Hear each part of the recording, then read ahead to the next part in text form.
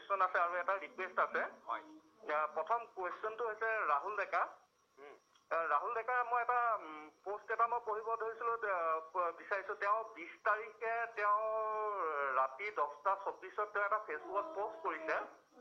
আৰু সেই পোষ্টটোত গোটেই অসমৰ মানুহক তেওঁ থাৰ্ড ক্লাছ বুলি কৈছে ফাৰ্ষ্ট কথা অ'কে গাইজ শেষত নকৈ নোৱাৰিলোঁ আচলতে অসমৰ কিছুমান মানুহৰ মেণ্টেলিটি ইমানেই থাৰ্ড ক্লাছ হৈ আছে এতিয়াও মোৰ কুৱেশ্যন তেওঁ এটা ফটুৱা গান বনাইছে সেই গানটোক অসমৰ মানুহে ফটুৱা বুলি কৈছে চ' তেওঁ অসমৰ মানুহক থাৰ্ড ক্লাছ বুলি কোৱাৰ অধিকাৰ ক'ত পালে কওক অসমৰ গোটেই মানুহক কোৱা নাই মই কেইজন মুছলিমৰ মানুহক কৈছোঁ যিখিনি মানুহে ঠিক আছে আপোনালোকে কৈছে সকলোৱে বেয়া গীত বনাইছোঁ মই মানি লৈছোঁ মই বেয়া গীত বনাইছোঁ মই মানি লৈছোঁ বাৰু ঠিক আছে আপোনালোকৰ মতে মানি ল'লোঁ মই কিন্তু যদি মই বেয়া গীতটো বনাইছোঁ তেনেহ'লে সেই গীতটোৰ তলত যিখিনি কমেণ্ট আহে মানে যিটো পোষ্ট থাকে পোষ্টৰ তলত যিখিনি কমেণ্ট আহে সেই কমেণ্টখিনিত আপোনালোকে স্লেং ৱাৰ্ডবিলাক কি ইউজ কৰে আপুনি মোক উত্তৰ দিব পাৰিব তাৰমানে কি মই বেয়া গীত বনালোঁ কাৰণে আপোনালোকে বেয়া শব্দ ইউজ কৰিব আপোনালোকৰ নিজৰ মেণ্টেলিটি নাই নিজৰ মেণ্টেলিটি থাৰ্ড ক্লাছ বুলি ক'ব লাগিব ন তেতিয়া মই কি ক'ম আপোনালোকৰ মেণ্টেলিটি বহুত ভাল আপোনালোকে বহুত ভাল কথা কৈ আছে নেকি হেজাৰ মানুহৰ আগত নিজৰটো স্বভাৱ চৰিত্ৰটো উদঙাই দিছে ন আপোনালোকে নহয় এই ক্ষেত্ৰত এইডোখৰত মই ক'ম যে ভুল কৰাৰ পিছত ভুলটো যেতিয়ালৈকে স্বীকাৰ কৰা হোৱা নাই মানুহৰ মানুহে ক'ব পাৰে মানুহক ক'ব দিছোঁ মই এক মিনিট প্ৰথম কথা ফেচবুক একাউণ্টটো তোমাৰ নিজৰ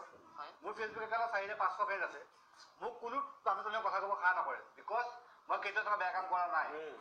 তোমাৰ ফেচবুক একাউণ্ট নিজৰ তোমাৰ ফ্ৰেণ্ড চাৰ্কলে তোমাক কৈছে মই মানিছোঁ ফেচবুক একাউণ্টটো কাৰ হয় মোৰ হয় জয়ন্ত কাকতি একাউণ্ট মোক আজিলৈকে তুমি মোক ফ'ল' কৰা মোক কিবা বেয়া ক'ব পাৰিব তাত সাধ্য আছে তোমাক কিয় ক'ব পাৰিছে বিকজ তুমি মই কৈছোঁ মই মানিছোঁ কিছুমান কথা মানিব লাগিব মই মানিছোঁ তুমি নামানে মই মানিছোঁ কাৰণে মই তুমি অসমৰ মানুহক থাৰ্ড ক্লাছ বুলি কৈছা মই তোমাক মই অসমৰ মানুহক বুলি কৈছোঁ অসমৰ কিছুমান মানুহক বুলি কৈছোঁ তুমি মেণ্টেলি কথা কৈছা যিখিনি ৱাৰ্ড দিছে যিখিনি ৱাৰ্ড আপুনি ইউজ কৰিছে অসমৰ ইমান জেগাই দেখা নাই যিমান মই বাহিৰত ঘূৰি আহিছোঁ মেণ্টেলি কথা নক'বা মই ক'ব লগা নাই অসমীয়া ময়ো হয় অসমৰ ডিজাইন কৰি পেলাই আজি ফলত কৰিব পাৰে অসমৰ মই বুজি পাওঁ কিন্তু সেই যিখিনিয়ে বেয়াখিনি ক'লে সেইখিনিৰ কাৰণে কি আমাৰ লগত গৌতম চমুৱা অধিবক্তা তেখেত ৰৈ আছে কিছু কথা তেওঁ ক'ব খুজিছে অধিবক্তা গৌতম চমুৱা আকৌ এবাৰ আপোনাক স্বাগতম জনাইছোঁ আপুনি কিছু কথা ক'ব খুজিছে হয় মই শেষত এটা কথাই ক'ব খুজিছোঁ আমাৰ যিখন যুদ্ধ আমি এতিয়া য'ত জঁপিয়াই পৰিলোঁ ইয়াত কেৱল এজন মানুহৰ এগেইনষ্টত বা এটা গানৰ এগেইনষ্টত নহয় এতিয়া দেখিছোঁ অসমত ভাষাৰ ওপৰত গানৰ মাধ্যমেৰে হওক বা কবিতাৰ মাধ্যমেৰে হওক এনেকুৱা ধৰ্ষণ চলিছে ধৰ্ষণ বুলিয়ে কৈছোঁ ভাষাটো ধৰ্ষণ কৰা হৈছে আচলতে এনেকুৱা ধৰণৰ অশ্লীল শব্দ ব্যৱহাৰ কৰি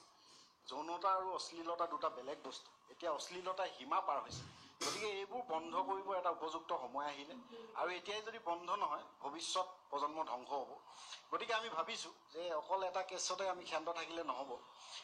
আমি অসম চৰকাৰৰ সাংস্কৃতিক বিভাগলৈ এখন আবেদন জনাম তেওঁলোকে যাতে এখন আইন প্ৰণয়ন কৰে আৰু এছেম্বলিত আইনখন উত্থাপন কৰে আৰু এই আইনখনৰ দ্বাৰা এখন চেঞ্চৰ বৰ্ড লাগে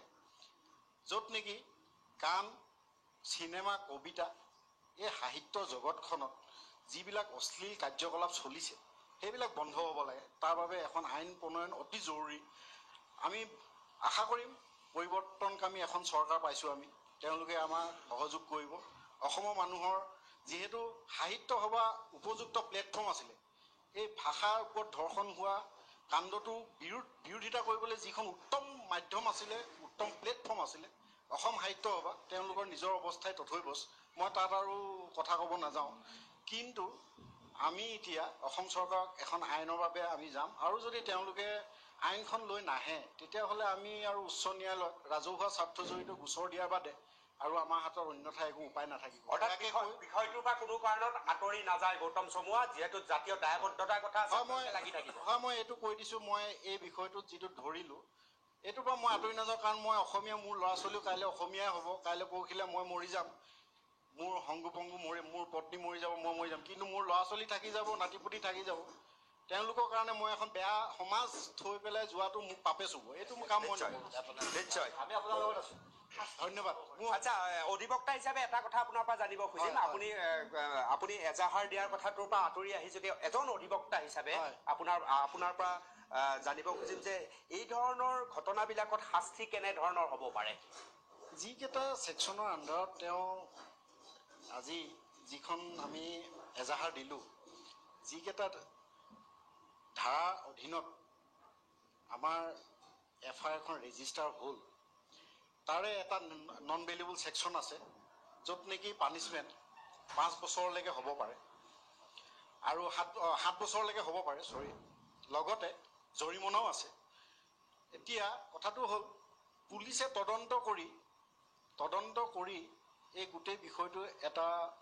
তদন্ত কৰি পেলাই তেওঁলোকে চাৰ্জশ্বিট দিয়ক। তেওঁ অকল ক্ষমা খুজিলেই নহ'ব, কোনোবা মানুহ এজনক হত্যা কৰি বা কোনোবা ছোৱালী এজনীক ধৰ্ষণ কৰি যদি কোনোবাই ক্ষমা খুজিব যায়, মই যদি ক্ষমা খুজি বাচি যায়,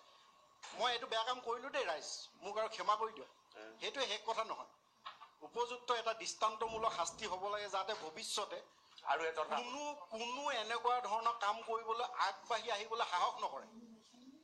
সেইটোৱে আমি বিচাৰোঁ। খুব সুন্দৰ মন্তব্য, দুয়োকে মই বহুত বহুত ধন্যবাদ জনাইছোঁ কিছু সময় আমাক দিয়াৰ বাবে। বহুত বহুত ধন্যবাদ জনাইছোঁ। আৰু গুৰুত্বপূৰ্ণ কথা এটা কৈছে ববিতা শৰ্মা, মই ভাবোঁ তেওঁ এটা কথা সুন্দৰ কৈছে যে এৰি নিদিয়ে যেতিয়ালৈকে এই বিষয়টো। এতিয়া শিল্পীসকলৰ মাজত এই বস্তুটো প্লেটফৰ্ম এখন সম্ভৱ হয়নে নহয়? হয়, আমাৰ আছে। 100% হয়, কিন্তু